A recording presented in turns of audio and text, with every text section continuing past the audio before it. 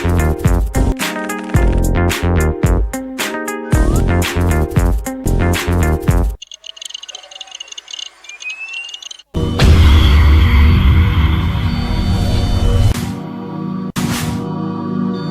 fidèles téléspectateurs, bonjour à vous tous qui nous suivez. Bienvenue à ce grand rendez-vous, de tous les mardis à 14 heures. Bienvenue à cette grande chaîne, Perfect Télévision, cette grande chaîne qui passe sur TNT Bluesat, qui passe également sur YouTube. Donc vous nous suivez et vous allez nous recevoir désormais. Ça sera comme ça, téléspectateurs. Je suis Yasmine Goloba pour ces personnes qui venaient juste aujourd'hui de nous voir, de voir cette émission. Et je suis la présentatrice de cette émission. Liberté d'expression, cette émission qui parle de l'actualité. On tourne autour de ce qui se passe en République démocratique du Congo, mais comme nous sommes à Kinshasa, nous parlons plus de ce qui se passe à Kinshasa, pourquoi pas, mais quand même, on essaye toujours de satisfaire tous nos téléspectateurs, de faire un tour partout dans la République démocratique du Congo. Donc, mais comme nous émettons à Kinshasa, nous sommes plus à Kinshasa. Masolo ekolo beta magana bana mboka soko za mwana mboka te ko beta masolo ekolo malamu te biso to mesani awa yebi Congo Kinshasa yebi RDC to ko beta oyo eza ko concerner ba congolais malamu parce que toza na kati donc toza ko lata po wana ce sont le quotidien, on vit ça chaque fois, donc chaque jour to vivara makambo oh to beta la rabino yango na to beta rango bien ata oza na libanda mboka oza combattant besoin ndeko olemba na kotindaka ba transfert ba mbongo tout le temps na ba agence okolemba oui okoloba oui mais pour na quoi o incarner vraiment o lobela makambo malamu il faut la ta poso na biso o na souffrance o ezalaka peut-être on a kola la courant kei olingo sokolo bimama ezate eau potable na bakwa mususu ezalité eromoni koto misala ezalité ba entrepreneur pe bazoya te donc nyo surtout on a tu te dis que ça ne va pas donc tobeta yango pona bakonzi mboka ba kapo ba meka un peu koluka solution pour na petit peuple ezwa kimia yango pe l'autre kobeta esu lisolo nga na benga plus entrepreneur parce qu'il a créé une entreprise à koya kobeta la biso moi lisolo nango et puis tous appelons de konabiso petit peuple. Mes fidèles téléspectateurs, je salue déjà le DG de cette chaîne, monsieur Tiani Malembe. Je salue Merveille Coupa Aigle qui est présent et puis Noël Nkoussoua qui assure la régie finale. Donc si vous recevez 5 sur 5 chez vous à la maison, c'est grâce à ces personnes. Mais avant de présenter, bientôt Nakati à Bozindo émission Alelo, parce que nous sommes déjà le 9 avril, mardi 9 avril, on va d'abord prendre les spots de nos sponsors, ces personnes qui nous font confiance, ces personnes qui veulent marcher avec nous. Là, nous parlons du groupe Timiel Construction, faire de nos rêves une réalité. Donc, tel est le slogan de notre entreprise. Après le Canada, on va aussi à Kinshasa, en RDC, dans toutes les provinces de Rokota, pour image ya Canada awa tolembi ba immeuble kokwea tolembi bandako ba fissure tolembi bandako soki otali lobi o ndako est-ce que batonga ngo penza na ba norme. Alors lui il a des licences, il a des diplômes en matière de la construction. C'est le manager général de cette entreprise, groupe Timiel Construction. Et de l'autre côté, nous avons aussi la fondation Sacro Chimanga, Vivre pour les autres. Cette fondation, Oezawana Ponakosunga, Banamboka, O Bazangi Lamba, Bazangi Lokakolia, Bazangi eau potable, O Bazola la Molil, Bazana, même un moyen terre, Somba, ta lampe. Alors, fondation Anandesike Kotion, Jepona, ko partager Oyamoke. Bazanango na bandeko na biso o baza kolela awa kaka na Kinshasa te balela rapeka na Goma te na Ituri te koleleza ti awa na Kinshasa zo mona ke bato mususu baza ko vivre passe des groupes fondation Sacro Chimanga et Kotiwana pona kosunga. On va d'abord prendre les publicités de nos sponsors et on reviendra pour recevoir nos invités et parler de l'actualité qui domine en ce jour. C'est parti. Après être sorti d'une école de restauration du patrimoine au Canada en 2005 et après 8 années d'expérience dans la construction, Patty Nkumbu Koukas, entrepreneur général, crée en 2013 le groupe Timel, spécialiste en maçonnerie, rénovation et construction, approuvé au Québec et dans tout le Canada pour leur performance et la qualité du travail. Aujourd'hui élu lauréat dans la catégorie du meilleur partenaire de l'année 2023 par Prix Domus. Le groupe Timel Construction, après le Canada, arrive en RDC pour vous offrir les meilleurs services en matière de la construction. Car nous construisons pour l'avenir. Groupe Timel Construction, faire de nos rêves une réalité. Chimanga, amour, solidarité et unité. Pour accompagner, aider les personnes vulnérables. Le vert, les orphelins, les personnes vivant avec handicap et les VA. Surtout, promouvoir l'entrepreneuriat des femmes. Fondation Sacro Chimanga. Occupé pour membre effectif, membre d'honneur, partenaire et membre de soutien aussi. Place Ezali pour nous maintenir ça. Ezayanga, Ezayayo, Ezaya Biso Banso, c'est pour l'intérêt de la population. Fondation Sacro Chimanga, vivre pour les autres.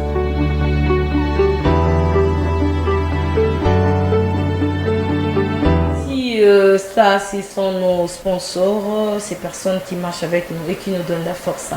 Fidèles téléspectateurs, c'est votre émission Liberté d'expression et je suis Yasmine Goloba. Les informations, donc quelques informations pour parler de l'actualité.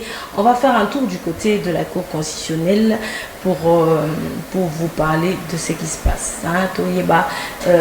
Lobi bongo magistrat ndemi susu bakobima pona kokotisa mosusu tokobetela bino ndenge nini elekaka pe boyeba bino oyo bozana vraiment na connaissance na matière wana te, donc tokobetela bino ndenge nini salamaka. Et on va parler aussi tokoloba pe lisusu par rapport ya mbula oyo ebeti mvula ebeti vraiment depuis samedi to monaki yango dimanche voire même lundi lobby na kati ya matinée mbula ebetaki esali ba dégâts ba énorme dégâts mbula ebetaki esali na ba perte en vies humaines ba dégâts matériels na ba perte en vies humaines bongo to bandi bongo na représenter ba condoléances na ba famille ya bandeko yo batiki biso suite ya mbula mur ekwela ki bango mosusu aleki bongo anyati singa courant akangami nani pe akopesa secours po ye moko pepe tango aye azaka na kati ya insécurité.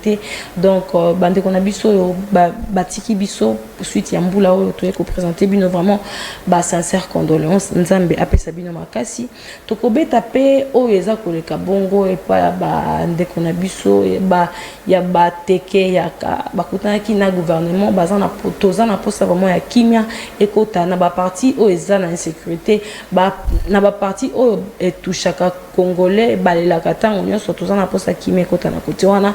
Et puis tout le monde peli sous bongo quelques chefs ya ba miliciens ya ngambu kuna ya Ituri ba yepe kokuta na ba kondia gouvernement ko solola na bango pona kolobaka kaketoza na posa kimia cesser le feu kimia ekota banguna ba congolais za ba congolais te banguna ba congolais eza ba o wana ba M23 na Rwanda bangonde mais biso na biso toza ba congolais pourquoi tokobomana tokoinana kosoeza malamu to sangana l'union fait la force pe tozwa banguna na biso to bengana bango libanda baya lisusu te pour kimia ekota na République démocratique du Congo. Mais tout à l'heure fidèles téléspectateurs, liberté d'expression oyo kolukelanga makambo, liberté d'expression oyo mutu batu bako benga baza ko kwena biso eza boye biso na ngambo wa kolela biso boye nga mamanga pe naza moi jeune entrepreneur yeto bengi ebongo Joe Syriac mbote na yo to yambio na liberté d'expression mbote merci mingno lenge boyambi ngai Joe Syriac c'est vrai ka watolobelaka mingi eza actualité actualité eza ke congolais avant na kwemo bo alobi misala ezate avant na kwemo bo alobi na luka misala na kenda mais na lemba po misala ezozwa mate est-ce que pe bakendaka wana etalikaka bango mais yo siko oyo beteletela biso lisolo est-ce que yo mona osalaka to yo po yo solo pana biso après kenga pe musala eza te na ye koganga po bakonzi bayokelanga mawa basunga tanga ipo balukelanga musala moko o eza ko cadrer na ba capacité na zanango. Bon, merci pour la préoccupation. Mais voilà. Pour la préoccupation, malheureusement, ils ont canangité, ils ont plaidé, Nicolas Kamsala. Naza juste un débrouillard. Naza une petite entreprise, il y a production, il y a cinéma. Yo, une petite entreprise. Oui, vous êtes pas entrepreneur. Au créer le qu'on a eu. Ah, très bien, tu as félicité. Ok, donc si je suis là, ils ont pour la sortie officielle des films. Tu peux parler en français si ah d'accord, merci. Je préfère la bilingue. Voilà. Je préfère la bilingue. Pour la CPI, façon on le balinga et puis Singapour ça fait le balinga là. On le voit tellement bien. Toi la langue moi gito quoi linga là. Azagito quoi. Makasi malheureusement les loba komi ko étouffer mo. Ba komi kaka français donc. Moi non loba français, aloba linga la teson d'abimi. Banwa basendi wana basitoche nzoka linga les amono ko kitoko to ba on kaka. OK, ben voilà. Na pour ko annoncer sortie officielle il y a film nangai, ils a titre langue ils a célibataire. D'accord. Ils a film oyo to selon ba propre moyen na biso moko en tant que jeune tozo bundana parce que ce ko bandu tchaka ki ko le lower le qui ça vino mobimba na ko lela.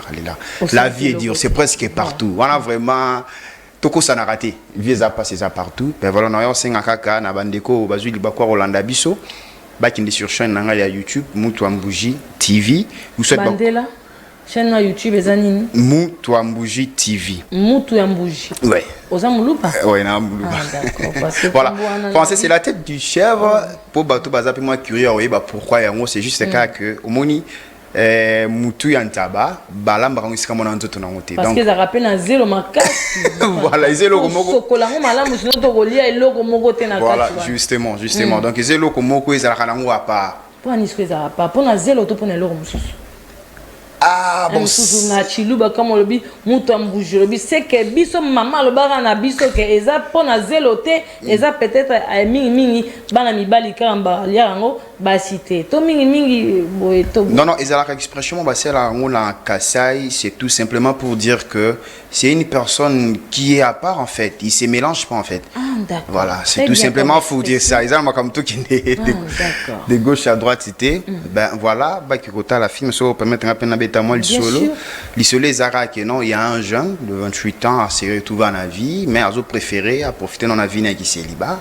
Bon malheureusement le roi n'amboura son dingue la rabat part. Quand tu vois déjà l'enfant, tu as les moyens, tu dois... Voilà,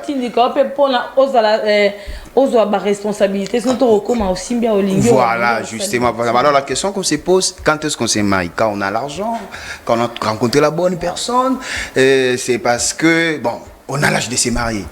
Voilà, la question, vous devez savoir, je vous invite à suivre le film, comme ça vous aurez... C'est compliqué cette question, quand on est mature. Mais la maturité sans argent, c'est compliqué aussi. Vraiment. Donc quand on a peut-être quelque chose, mais quand on est aussi mature, donc sinon tu es au on a quelque chose, on est immature, ou bien au cause mature. Mais comme on a un bon côté, on la pauvreté. Surtout ça. Dans le 21e siècle, ils ont passé. Ils ont vraiment passé. Pour la fière, comme au trichot, bien comme au sing. Vraiment. Quand la pauvreté entre par la porte. L'amour s'en fout. Donc, Tina Liba les a essoufflés. Donc, maturité, namo eloko, namo musala penza. Et en tout cas, pour nanga ils a bongo. Mais il faut pénétrer la film. Voilà, il faut la filmer comme ça vous comprendre ce qui s'est passé. Rappelle-nous encore le film. Célibataire. Célibataire. Oui, sur bêta, c'est téléchargé même. C'est déjà sur. Oui, toutes les plateformes de téléchargement. C'est depuis une semaine déjà. Ah, okay. En attendant, tous on a plutôt organisé date pour la projection et aux instituts français, tous les rabafik, bapé ça peut être comme ça. Donc on fixe non, il y a vraiment aux ala. C'est un institut français. Ah mais oui. Mais je vais d'être là-bas, il y a une salle de cinéma, ben voilà. Yo peut qu'on institut français, ngape alinga la toko sangondeni. Non, ils sont en Congo. Les Français, on doit arrêter d'être complexé. Les Français, c'est juste une langue, ça s'apprend. Au bout de 3 mois, tu vas parler. Moi, ça me fait très mal lorsque je vois on critique quelqu'un parce qu'il n'arrive pas à parler bien français. Ça, vraiment... Je ne sais pas vraiment. C'est une langue, ça s'apprend. Au bout de 3 mois, on va maîtriser en haut et tout. Mais quand même, il faut qu'on participe. Pour appeler na lingala na yeka gobeta tolo na poser ta question mon na lingala batuba kamwa. Vraiment, ça sera une bonne chose. Surtout votre manière de parler là. Bon, se prendre na ba mindele. Et c'est pour quand la projection? Tu as une petite idée sur ça? Je pense ceux qui n'a fait invité na mai dans mois de mai. On a début mai. Parce que la date au Tchad qui est déjà occupé, na sur hôtel dans mois de mai.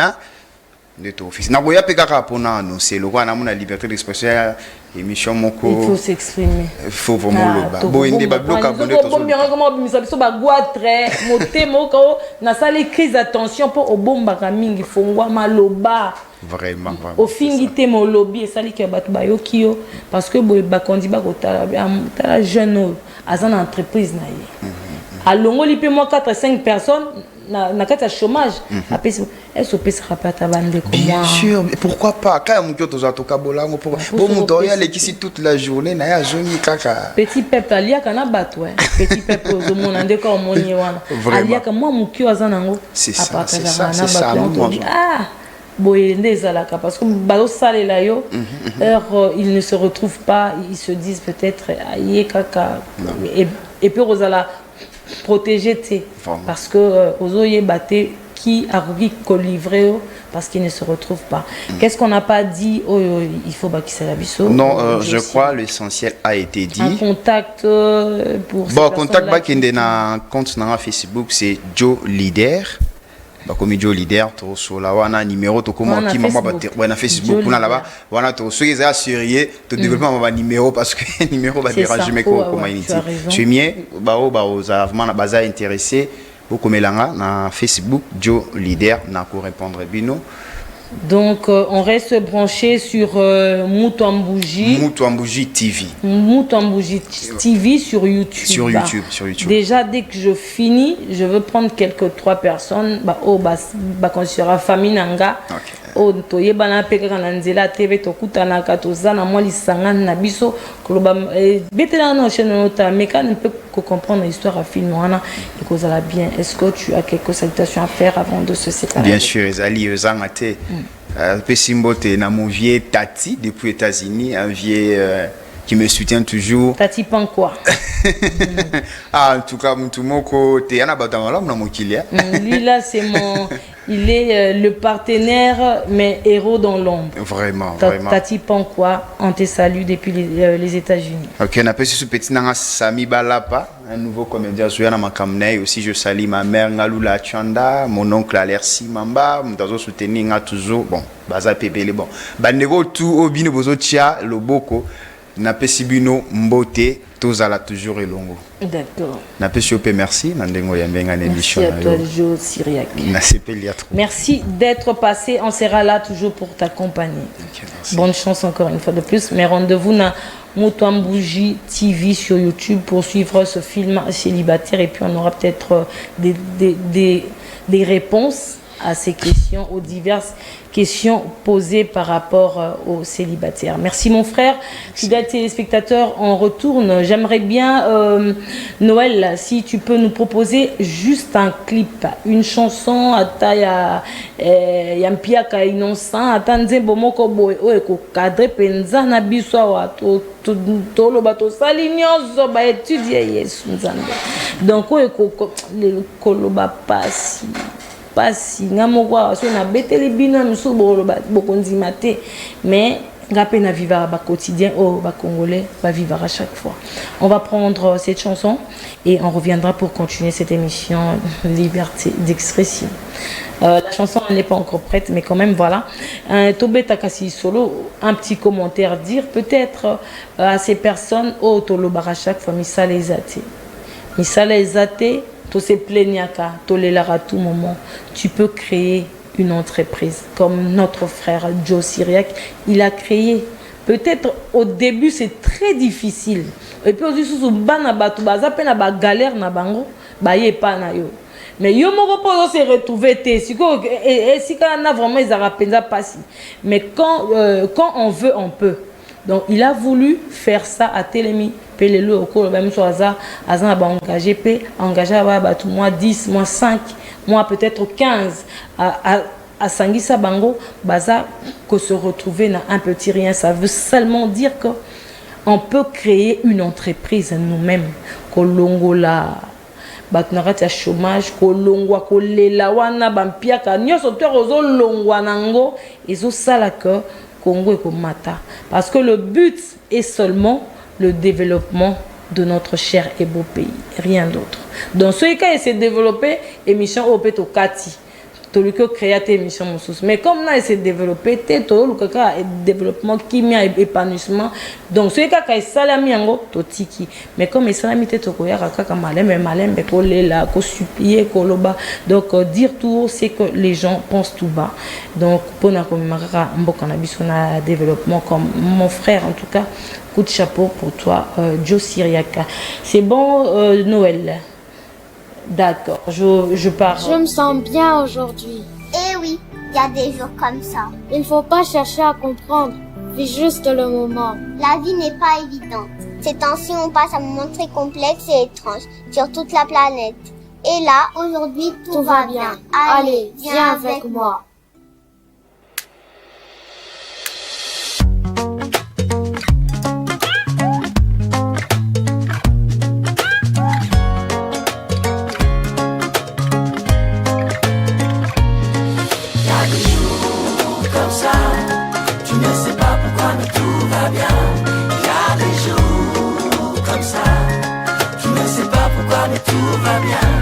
Je me lève le matin, le cœur uni à l'univers, plexus solaire comme un refrain, temps d'une pause sur mes calvaires, chant de rose dans ma tête, envie d'embrasser l'inconnu, penser à rien et faire la fête, que du plaisir sur le menu.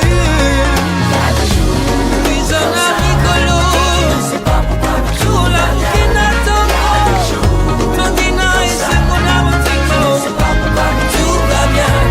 j'ai lancé un appel, même la météo m'a répondu.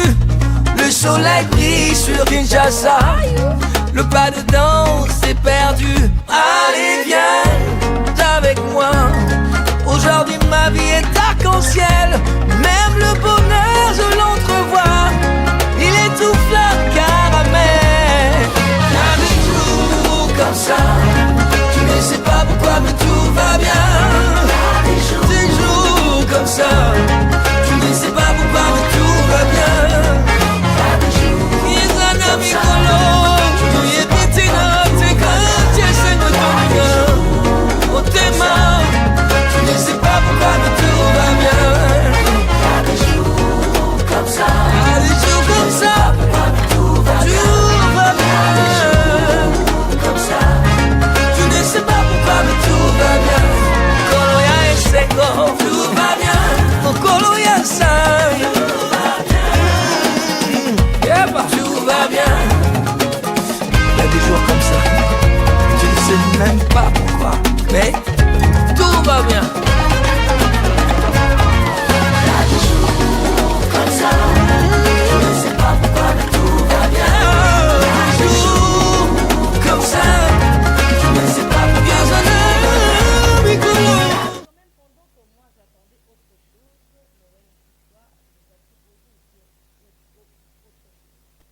mais c'est quand même bien. Bon, tout va bien. Bon, tout va bien. Hein? On peut dire ça. Pour la colonne, l'esprit, il y a négativité, il y a malheur. C'est bien. Et puis, il faut être positif. Dire que les lois est simbité, mais après 5 minutes, tout le monde en tout cas. Et simbité, mais après 5 minutes, et là, au moins, ça libre vie, on peut échanger. Oui, on a beaucoup de hasard. Bon, c'est qui n'a pas beaucoup de hasard, n'a lien na positivité, mais quand même c'est bien. Une chanson de Loka Kanza, restons positifs, kolba, kozela kate, na zela po, mboka esala boete yo mo okotelema pe lelo yo mo otelema kaka oluki ocréer oluki ocréer kosala na yo nini ekosala ke otelemi so siko bongo to créer que toza ta sang au monde que développement ekoti déjà. Fidèles téléspectateurs, on reçoit Petit Peuple toyambi yo tomona penza mwa kalandeko esengo eza lelo na koyamba yo boni yo. Merci maman pour l'invitation na yo kimia ezali na ngolo ya Nzambe tata oyo tapesaka biso tango nyoto souffle de vie tango ete biso bonheur na biso bozwi na biso ezali bobele souffle de vie na pema. Mama oui yango moni tango nyoso to avant kolamuka na tongo foko sambela ka Nzambe pamba te ba o biso to silaka na ko croire que bazali na kati ya bozwi pe bomengo bangwana basilaka na kokima na kati ya ba soins médicaux appropriés. Mais tango ete biso to sena kozala Nzambe na bomo to yebi na biso makambo approprié wana te toza bobele kaka koliki ya Nzambe na ngolu ya Nzambe ete na ba o bazali ko banga Nzambe. Oui, eza pe na ba eto mususu pe asila kana ko banga Nzambe te me balingaka Nzambe mingi me babanga Nzambe te. Mais ngolu pe a souffle de vie ezali na ba oyo basila kana ko banga Nzambe. Faut pas ko linga Nzambe, faut ko banga Nzambe. Pote soko sina ko banga Nzambe okomona momo ba évoluer belé na makambo no esina ko ko linga Nzambe pe ko banga Nzambe. Mama na kati ya ko linga Nzambe tala bato babungi te mama na kati ya ko linga. Avant ko linga Nzambe.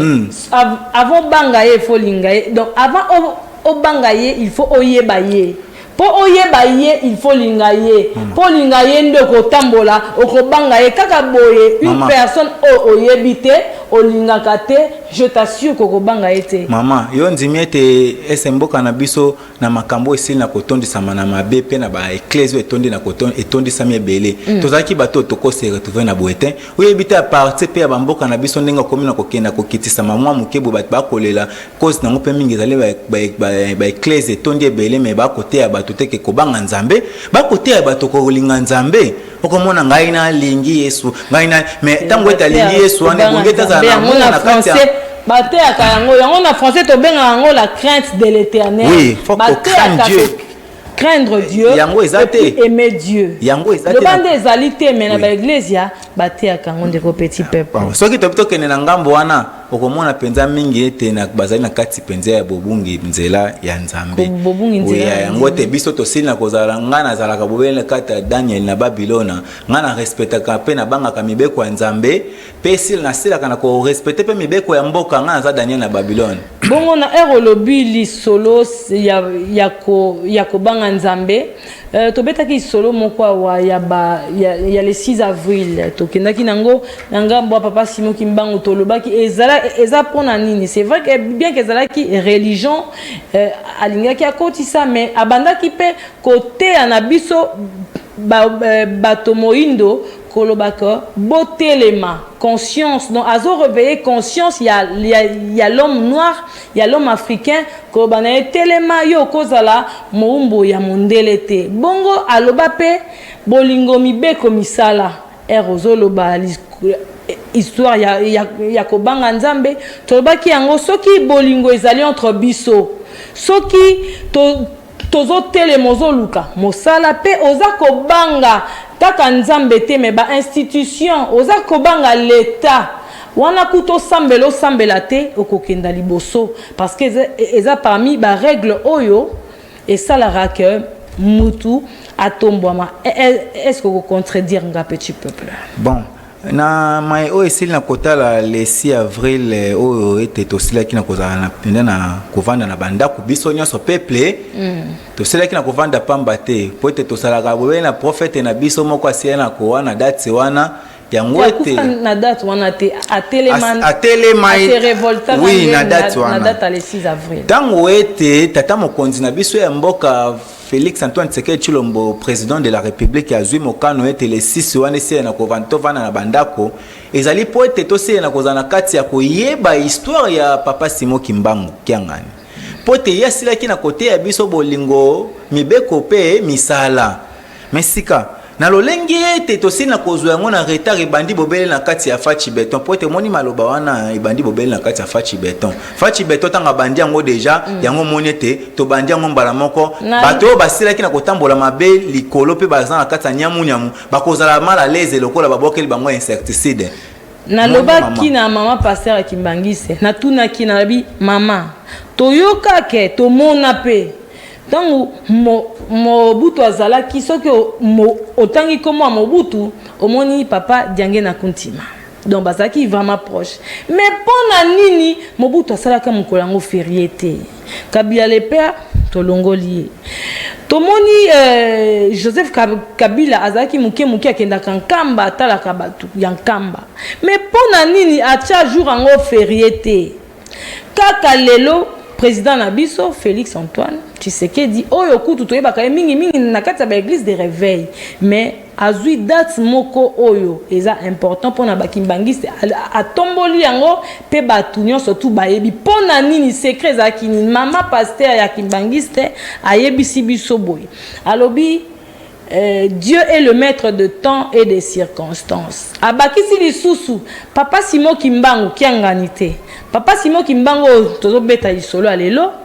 Yé après disa ki ango déjà alobaka ango kala ke bokozwa président moko ya Mukongo mususu ya côté Équateur bokozwa Mosoeli pe ya quatrième ekozala ya Muluba yé donc parmi ba 4 langues ya mboka na biso yende akotombola mokolo le 6 avril donc c'était prédit depuis papa Simon Kimbangu était encore en vie yango to donc na compléter ya kolobano ke likamba président abiso ezaka déjà eloba maka uta soki na 1921 métal s'accomplir lelo na ba 2000 petit peuple bongo kasi moi liloba moko na peuple noir avant to quitter étape oyo Mama, tikana si na koyebisa pe andisa kaka ya makambo ya lesisi olobi ke pona nini ba konzi nyonso baleka basela na ko exécuter te lesisi na kozala bobeli na bovandi na bandako.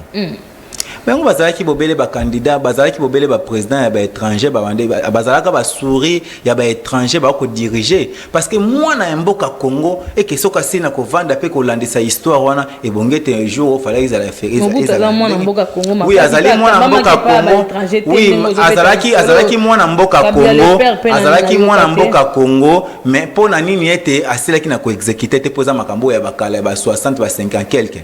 Et là qui c'était moi na mboka eko exécuter yango azali na kati ya makambo ba ko manipuler te tata mokonzi na biso ya mboka aosala makambo kozongisa mboka pe na ba histoire nango na ndenge longo bani mais soko moni te bat basia ki na koleka wana bazongisi yango te yo moko déjà ko yo moko na kati ya motema no koloba ete oyo penda ayebi histoire mboka o te mais tata mokonzi fachi beton ayebi histoire mboka yango moni aozongisa eloko na eloko na esika na yango mais koloba peut-être biso bana totanga to yebi histoire ba Diego Kao ya ba David Livingstone ya ba Stanley ya ba Christophe Colomb kuna na Amérique musika et serva biso na eloko côté mais to babetela biso masolo vraiment ya mboka na biso te après monsieur ba royaume Congo ba royaume Cuba ba royaume Lunda ba Luba mais babetela biso vraiment oyo sengeli te akoyeba mais lelo tango komi boye mwana avant da nanda ko ayebite avant ni nanda ko pona ni akoloba kaka ezaki férié or ceux qui to kotisi ba kotisi yango atana programme enseignement que baza ko lakisaka biso ke Simon Kimbangu azaki nan to ke to beti histoire ya Norit Nengapeta to beti histoire ya Baba Kanja Isidore to zo kaka na église te parce que tout le monde a catholique te tout le monde a kimbangiste te ceux qui bomeki un peu coco tango malembe na kati ya programme enseignement mais programme peut il faut changer kaka bando biso to tanga kauta to komi lelo to tanga kaka programme moko onga na tanga ki obana batangi o mwana pa lelo azotanga tina nango nini alors ceux qui programme baza kolongola ngo baza ko chasika maleme to mona ke na conscience na connaissance abana ko yeba ke l'homme noir il faut tele matoza ba umba mindele te tokotika la pe koza ngote donc bana na biso baye balelo ke bakoza baza ba umba mindele te bakola nango bongo tokomona épanouissement ndeko petit peuple na kati ya ba information na biso lelo to beta nanu oyo komeli mvula oyo beti oyo ya samedi à dimanche pe na lundi to moni ba dégâts oyo sali bato bakufi bato babungisi bandaku babungisi bamakambo ebele. Mais est-ce que oza na liloba koloba premièrement et puis toyeba likambo yango ezalaka nini Kinshasa batonga yango esika esengelaki te mpo nini avant banda kozinda te kaka tuku ekoma kozinda bato kokufa. Donc soki mbule ebandi awa yo oza na kati ya ndako te ozobanga ozoyeba te na kokota ndenge nini to bana kuna baza na eta nini tobeta na yo na lisolo wana ya mvulo ebetaki wana. Merci beaucoup maman. Mbula o esilaki na konoka 3 jours kobanda samedi dimanche lundi. Ezali ete ya kolakisa bakonzi ya mboka lolenge nini o ete basile na kokamba mboka. Po tango bato akolobake ezoko kamba mabe ezoko mona na malamu te bato bakanza kwa neti za kobeba kande sikote. Ebongete bakonzi basie na koyeba ko circuler etandi mobimba ville Kinshasa ba mona ndenge lolenge ezali. Soki te na moni mbule beta kiona na moni mo ba dege sami bat basie na kowa. Ba dege salami bat bawe. Eke na ba na mire kweli bango esali pasi na motema o tembela na sela ki na kotambola na siona ki bipa yona nyonso ponga na siona ki nga petit peuple peuple asili na koloba na ngai boye ete na se na koyebisa bakonzi pote liberté d'expression bakonzi bayokaka mama monde biso tolobaka boye butu moyi boye bakonzi balanda biso makasi penza ete ba service spécial kana kolanda biso mokonzi mboka na biso Félix Antoine Tshisekedi Tshilombo président ete mbele pepe lobie boye asila bobele na kotila na kotambola penza ete bobele lolenge tasila na kotambola na ba étranger asa kotambola na ba étranger pona kolukela biso diplomatie ya makasi à chaque fois mokonza mboka bipai aza kochama tambe na aza kochama kolona ye ete changement za kokota ka tout moment. Tomoni mokonza mboka akendaki bipai nyonso tu ba changement za kozala akendaki na université kuna tomonaki ezongi akendaki na kankokolo kuna ba arrangement nango nyonso tu ezongi kitoko. Tomoni achemi suna na gratuité tomoni pe gratuité na atako mwambilinga mbilingeze mwa mikeme me tata mokonja cheli sona wana tomoni tata mokonja cheli supe na côté tali maternité sika peuple tomboli mungongo alobi boy mokonza mboka na biso ba auto selaki na ko voter pote tata mokonza mboka azui ba voix pa ya biso peuple nde commissaire sika wana tata mokonza sela na kotambola mama omoni te bipa biso tata mokonza sela kana kotambola okomona sika wana kozela obele peto na peto to tiakte exemple na Kaluka omoni te tata mokonza sela ki na kotambola na Kaluka même ba sécurité na epe ba soda o te basela kana kozana modi pays ba niataki ba mai wana mama kende kotala lisusu esika wana soke tokomona lisusu ba niataki ba mai eza lisusu etombo ame komi pont mama ekomi pont mama ekomi pont tolo bana bosolo etombo amite parce que nzela o euti na Chibangu ekoti na ndiwenza baluba balobaki bakosala ngwa makadam bongo na après avenue moko boma soki okiti wana nde pont ekozala wana banda pont wana en tout cas je ne sais pas ce qu'ils aura combien de temps mais jusqu'à présent toyebi te basalaka nini jusqu'à présent toyebi te ils font quoi po maya vula batu bakozinda kaka je vous apprends bazo zinda na bango kaka mai wana po wana eza ata na lisolo akobeta ponte na tunaki na lobi yango ezaki candidat moko député mutabanda ko sala yango era zuite yango akati musala tonini poso ke ezaki bongo te pona nini tilelo batu bako bazongi kaka na kati ya passion ya makasi eleki kutu parce que babanda bazui bazelo batomboli yango sko mai eza kokotela batu na koleka ndenge ezalaki avant c'est que fallait batu bavana bango na condition na bango wana na ke bakomi sou lelo pire qu'avant kobeta kalisolo yo maîtriser tes petits peuple ngana ebisio parce que na vandaka zinga na zana capacité ko sala 3 pas na komi esika wana pe na lobi ke eza bongo te totala ka na tata yango pe lobi bisika o tata mokonzi ya mboka na biso Fachi Beto akendaki ko poser pierre ya côté ya nzela elando pont ekende kutana na Kaluka eze siko teke basela ki na kodinda na ba soda ya mboka ya Congo basala ki bobele eloko moko te nzela yango wana mama kende na lando kende lando ko bimati to beta te to beta pont moko te to beta pont ya la ke banda na kan luka et ça na te to ko beta nzela ya nini ya landu e kotiti na kitambo non eza pont basalaki eza pont basalaki pont ko banda landu pont e kangama tina na konzela ka luka to beta la pont o e salami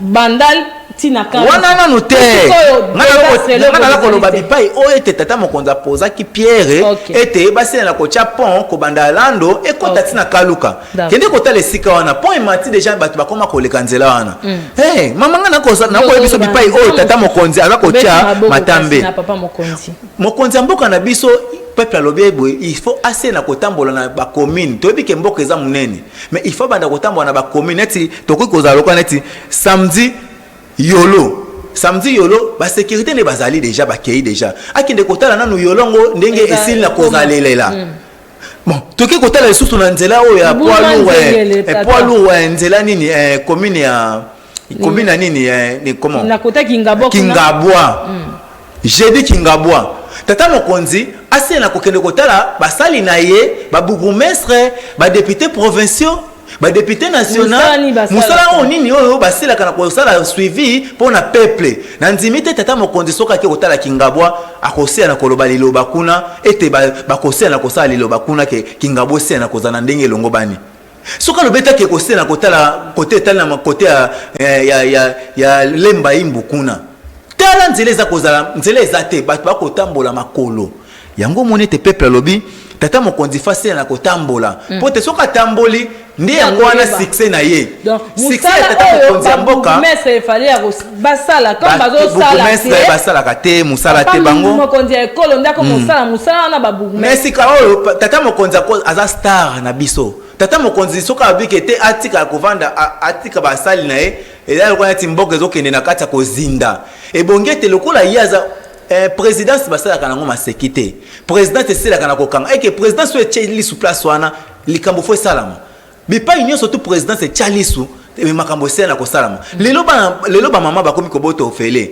lelo tokomi mama bimaki lobi ofele eza nini présidente atie ei na ye kuna batala présidence etia ei na ye na ville province ya Kinshasa ekomona badefi eza kasi ya koleka tozana ba problème mingi esi na kotala kokoso tata mokonza ko kovanda na kati te avanda te ke to moni aza kotambola partout na azo kotambola même na ba province musu tata mokonzi na kete ba balabala tozana posa tata mokonzi akangisila biso asela biso ba routes OK bitabeza ko pola bitabezo pola na Congo central na Luozi bitabeza ko pola na OK na kote nzela bandundu kuna fufu na kati mboka na biso tata mokonzi ya mboka Congo kaka ba mituka o eselaka na koteka masanga nde yango nde eza esika mais ba mituka o eselaka na komemela biso biloko biso petit peuple eza mituka ekufaka kaka tango nyonso mais makambo eseleki na kosala mana tango Joseph Kabila tout le monde qui défense o ete pona biso kolia na biso ezala pasi mingi toyebi ke premier ministre akoti déjà azui doléance makasi mais biso peuple tokosela na kolemba te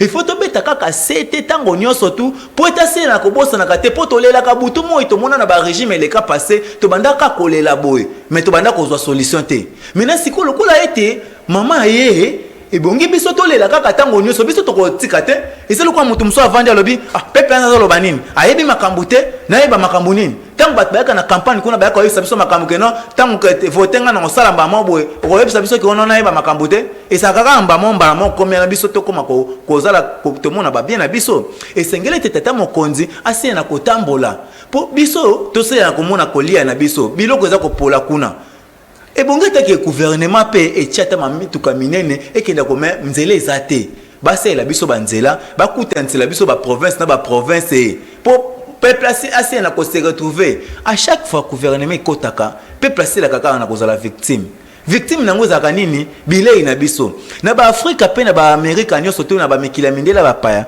kolia eza eloko pamba kolia soki te mutalobi oui soki te mutalobi Angola kolie logo pamba na fuye pa na biso ya keloko ali bakonzi kuna eloko bo bino bosela na kosala makambo na bino likolo kuna mais bozo ya biso biloko kolie na biso na transport mama so écoute na boite tata musika te bolingo ya mboka o evandi mingi na tata mokonzi ya mboka na ba soda na biso lelo na moni soda zo konga komata un officier capitaine amata motuka recevoir za koyebisa ke mbongo na se mais bakonzi ya mboka ba soda nde bazana bolingo ya mboka Congo Toi dans komona na quand na za ndeko moko aza premier aza lieutenant et que bakendaka ko bunda bitumba azongi bo akuti mwasi na ye babale pa moto mososo mwana za ko senga mbongo na boulevard mais ozomona teke mutake ko bundela mboka bosombela biso bosombela ba policier ba bis gouvernement ezali wana bosombeli ba policier ba bis ya bango moko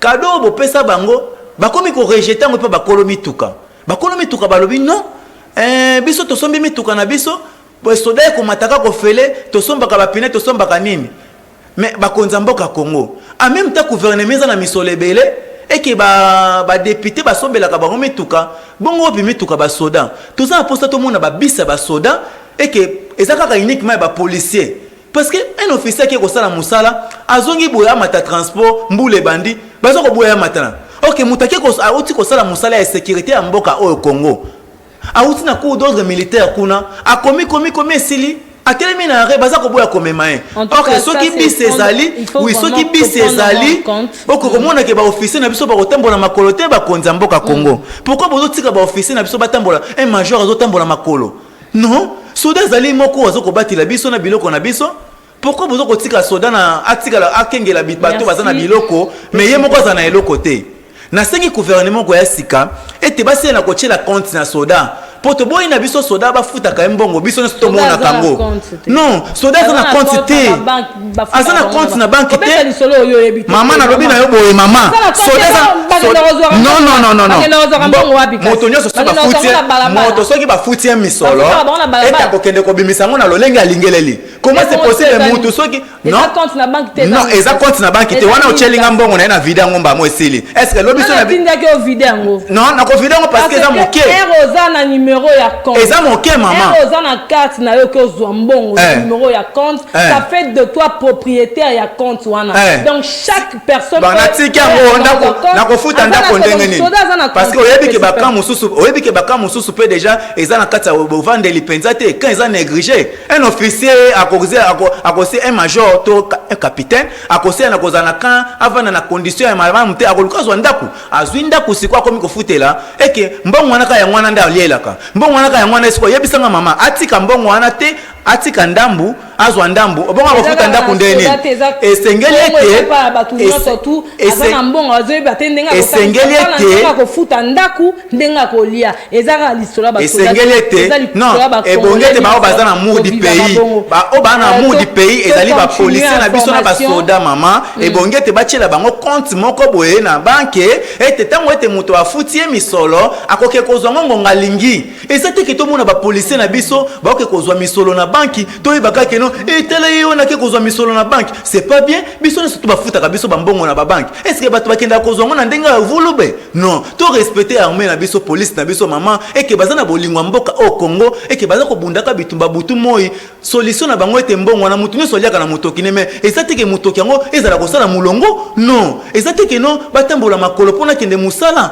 bazako boya komema bango na mituka mama to sengi gouvernement ezoko ya sika ete ba soda na biso bacheli bango compte moko po bango nde bazana bolingwa mboka bacheli bango compte moko tango ete bafutie misolo tango bafutie misolo etikali mais azana mbongo ta kosala nini mama nana tindi azala pression ki pozela mama kozela mama lo kozela koloba te azana compte te azana compte qui est vrai azali na compte na banque mais azali na mama na lobi na oboye soda na compte comme azana compte lokola bato nyonso soki mbongo na eleki il faut azwa yango pa futa ndako pe asa mais akoke kozwa na mulongo e bon siko fa sani mama ebongete tango mbongo ekomeli moto na banki na diokanga mama tango mbongo ekomi moto na banki ebongete ba banquier basi na kozana kati ya rapidité ya kosie na kopesa bango misolo na bango ba banquier wana basela kana kosala ke bavandisa ka bango na mbongo ekomite moto avandi libanda wana ote zonga mbongo na bino bafuti bino lelo mais moye bozwango lelo ezate bozonga jeudi wana siko eza musala ba banquier mama ezape musala ya réseau na technique donc soki réseau ezalité bakozwa réseau muso euta na kati ya lola te kita epesa mama eza organisation basala ngo parce que bakosala ngo bongo po chacun afinisaka toujours par cause à la servie Petit peuple, maman ici aïe, Aza chef du gouvernement, maman ici aïe,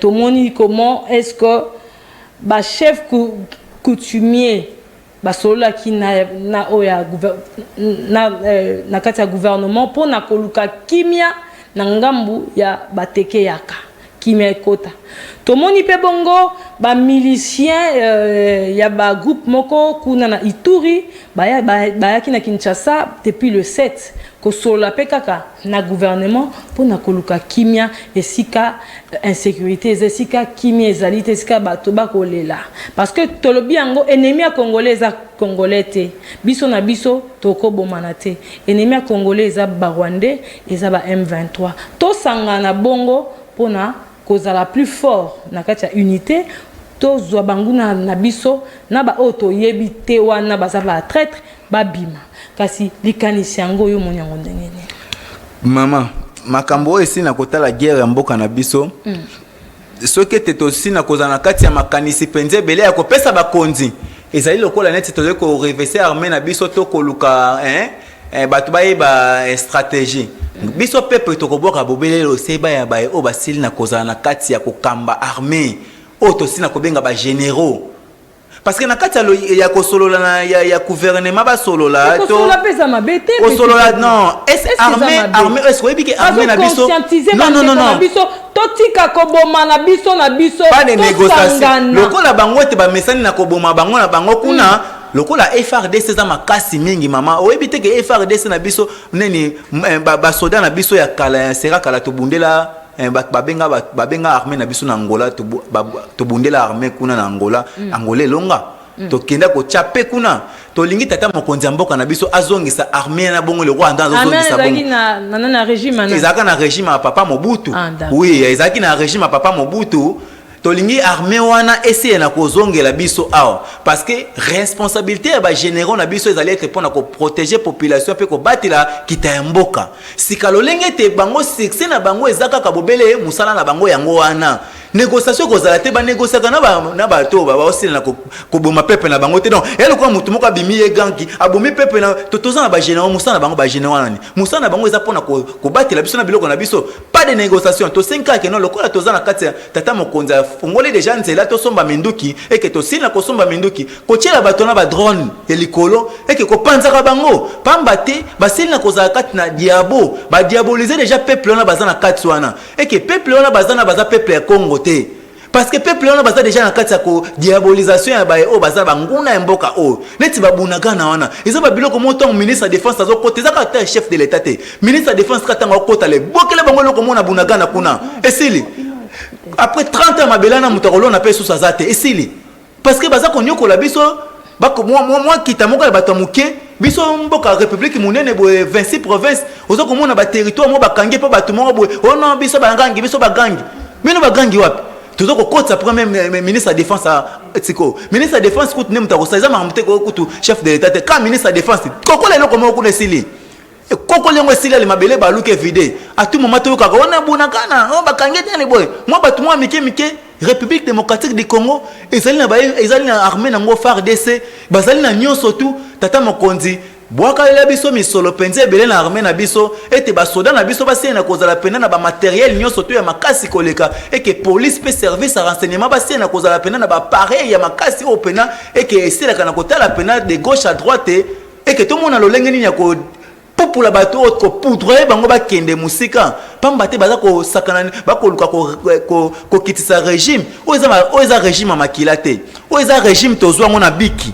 régime oyo tozwa ngona biki mama na propos na emenga na moni likanisho ezaki mabete za likanisha malama ko conscientiser chacun ya koloba ke to sangana banguna eza bisote banguna eza ba okuna wapi aza wapi okuna munguna wapi miliciens surtout ayazo sola na bande ko gouvernement ba chef wana ya bateke ya kabaye ko solola eza likanisa malamu eza likanisa oya teke yaka eza oya teke yaka non likanisa koloba oya teke yaka te oya teke yaka ba solola mais oya kuna mama oya teke yaka to ebe déjà que za ba ventir déjà déjà et ça maki yango moni tata mokonde ala bien OK paye fait kota le ba yo kana ba chef kutimana ba yebi makamundeni esali makoza ba kotela ka ba yebi teke ba ngombe ya kakuna yo yebi ngo teke ba ngombe ya kakuna ezaki mo ba 26 tata mokonde da chepe obenga bana mboka bangona ba pusani ba osola to benga na batona ba kende musika kimi ekota o wana tena olo ba bien kende ba territoire na biso ezakuna na kati ya est na biso et que omona ba bunagana na ba tumo ba zuyango allez ba traumatiser les peuple wana à tout moment kaka sote osola na bango to bandoza kana ba problème etalika ba guerre parce que peuple o azawana ayekoli mindoki o ayekoli tendenge o ba wa biso ba kuti ko ekola na ba Israël ba uti ko ekola kuna na mikila mindela ya ba paya bango ba ekoli na zamba ba o basina kozana kati ya bunagana wana bakangi ba territoire wana ba ekoli mindoki na zamba mais na sikatonga ba koluka koyoka na bango eke ba koma ba généraux to ba koma banani biso pepe nde tokozala na kati ya kosila alors tosengete ministre de défense na biso papa Jean-Pierre Bemba Gombo zaela bango zage eke moins de fois pas qu'à gouvernement bimabwe boakela bango lo moko na bunagana papa pour la mabango nyoso tout pour bacha bana yo ya des annonces tozonga non na régie pour na kozwa bongo ba spot ya ba sponsor et puis quand on viendra ça sera pour désannoncer cette émission. Fondation Sacro Chimanga. Amour, solidarité et unité. Pour accompagner, aider les personnes vulnérables, les veuves, les orphelins, les personnes vivant avec handicap et les VIH. Surtout, promouvoir l'entrepreneuriat des femmes. Fondation Sacro Chimanga. Occupé pour membre effectif, membre d'honneur, partenaire et membre de soutien aussi. Place Ezali pour nous maintenir ça. Ezayanga, Ezayayo, Ezaya Biso Banso, c'est pour l'intérêt de la population. Fondation Sacro Chimanga, vivre pour les autres.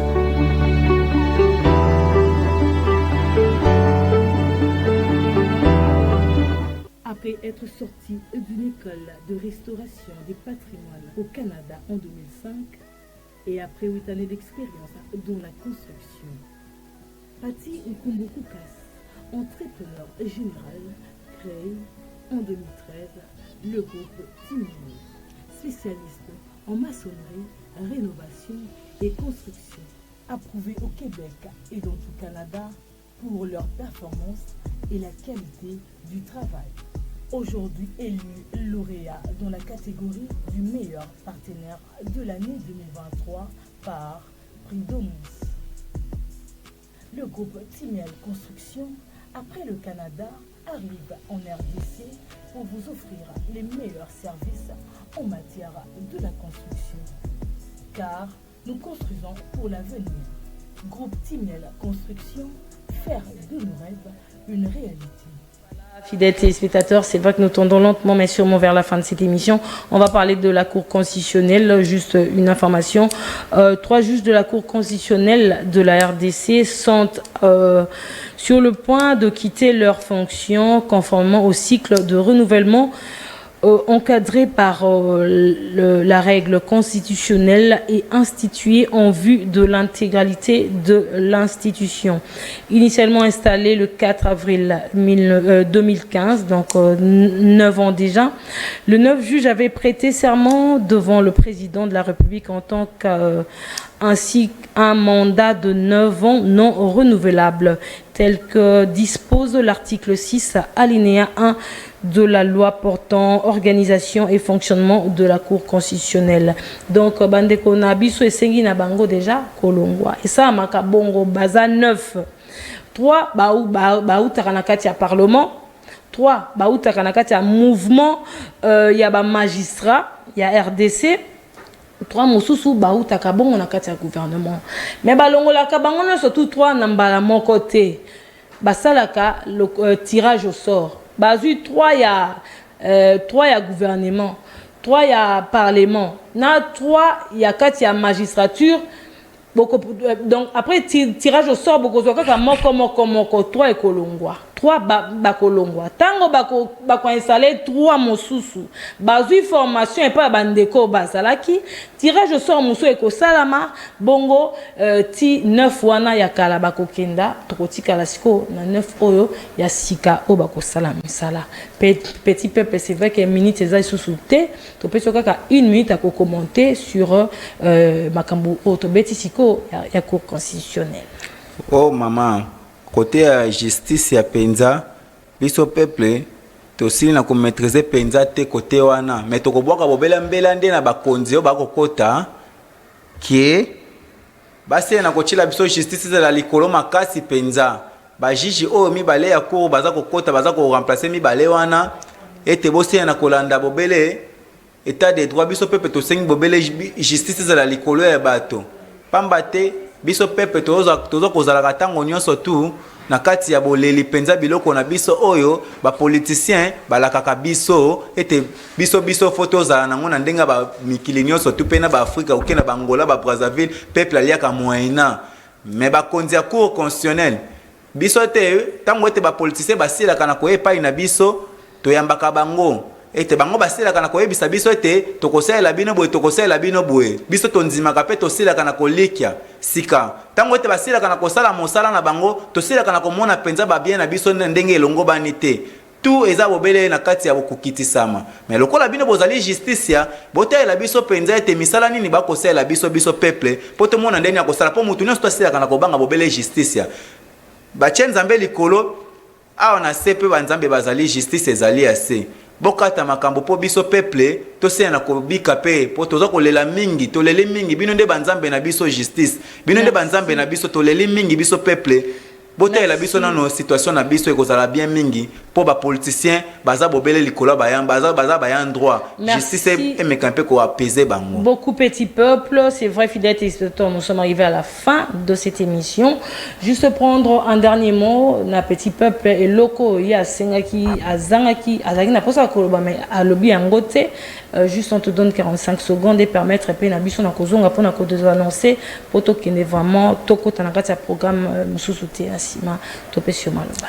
Merci beaucoup maman na sengi bobele kaka na bakonzi lisusu bae o basina kozana bolingo ya mboka oyo makasi na lobaka ngo tango nyonso za tata mokonzi ya mboka magistrat suprême na basoda na biso ba généraux ba colonel ba major ba capitaine ete basina na kozana kati ya mituka na bango esina kolanda na ndebo che babisi ya académie lolenge nini ete bato baza ko sécuriser biso basina kana kotambola makolo kaka bolobete peuple pas côté armée bozo recruter peuple à côté armée à côté police armée bon peuple na bo pese déjà bien mituka ya bangwana ba académie mais tant bazo sisa kotanga kelasi bazo linga côté armée te bazo ko boya côté armée pona nini bazo ko mona déjà ba o bazali na kati ba kotambola makolo ba misusu ba pesa ki ba botine ba misusu bazu ba botine te ba misusu bazu ba tenia sika ba misusu bazu ba tenia sika te ba misusu ba policier misusu bazana ba tenia kala. Bon, changement na pourquoi ba kondito sengi penza ete botala ba policier na biso malamu bo pesa bango ba outillage ba kitapena na ba quartier na biso pona ete ba sisi la biso kuluna en plus bo kipe bango na ba bien na bango na ndenge longo bani po bango baza na souci ya mboka au Congo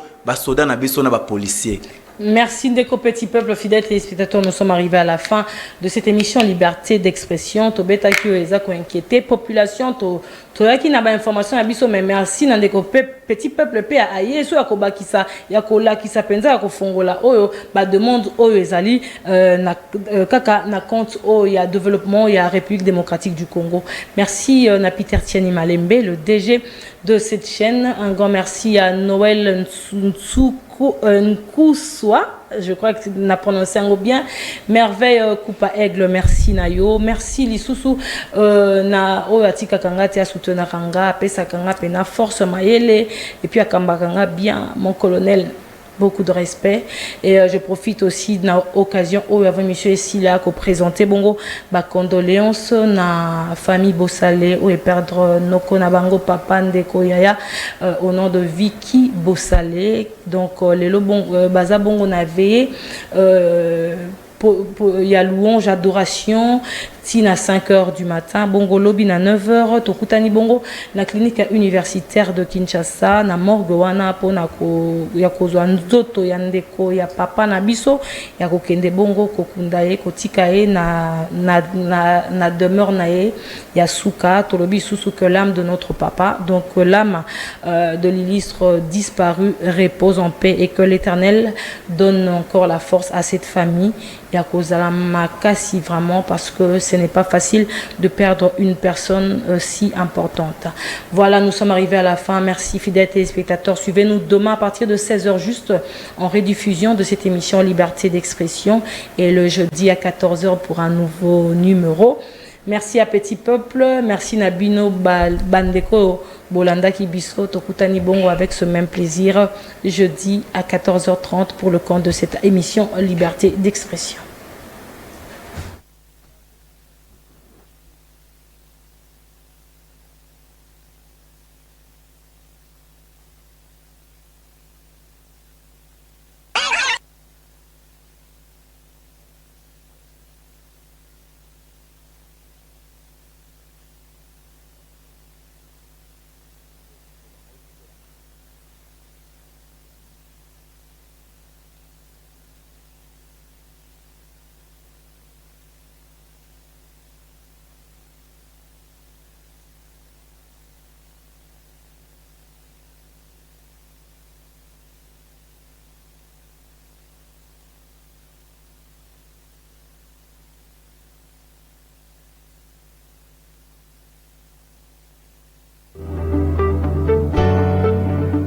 Fondation Sacro Chimanga. Amour, solidarité et unité. Pour accompagner, aider les personnes vulnérables, les veuves, les orphelins, les personnes vivant avec handicap et les VIH. Surtout, promouvoir l'entrepreneuriat des femmes. Fondation Sacro Chimanga. Occupé pour membre effectif, membre d'honneur, partenaire et membre de soutien aussi. Place Ezali pour nous maintenir ça. Ezayanga, Ezayayo, Ezaya Biso Banso, c'est pour l'intérêt de la population. Fondation Sacro Chimanga, vivre pour les autres. Après être sorti d'une école de restauration du patrimoine au Canada en 2005 et après 8 années d'expérience dans la construction, Pati Nkumbukoukas, entrepreneur général, crée en 2013 le groupe Timini, spécialiste en maçonnerie, rénovation et construction, approuvé au Québec et dans tout le Canada pour leur performance et la qualité du travail. Aujourd'hui élu lauréat dans la catégorie du meilleur partenaire de l'année 2023 par Prix Domus. Le groupe Timiel Construction, après le Canada, arrive en RDC pour vous offrir les meilleurs services en matière de la construction. Car nous construisons pour l'avenir. Groupe Timiel Construction, faire de nos rêves une réalité. Après être sorti d'une école de restauration des patrimoines,